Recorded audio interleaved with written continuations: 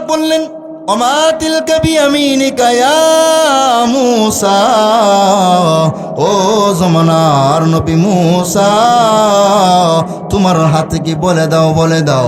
ওমা তিলকা বিয়ামিনিকা ইয়া মূসা, মূসা রে তোমার হাতে কি তুমি বলে দাও। মূসা আলাইহিস সালাতু ওয়াসসালাম বললেন এটা আমার একটা লাঠি, এই লাঠি দ্বারা গাছের মধ্যে বাড়ি দেই, বাড়ি দিলে এই গাছ থেকে পাতা ঝরে ঝরে পড়ে যায়। এই পাতা যখন ঝরে যায় এই পাতাগুলো আমার বকরিকে ছাগলকে খাওয়ায়। আমার আল্লাহ কইরে মূসা তুমি জানো এটা একটা লাঠি, এই লাঠির মধ্যে গুরুত্বপূর্ণ একটা শক্তি আছে যেটা আমি আল্লাহ ছাড়া কেউ জানে না, তুমিও জানো না।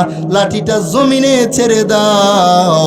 মূসা আলাইহিস সালাতু ওয়াসসালাম লাঠিটা জমিনের মধ্যে ছেড়ে দিল।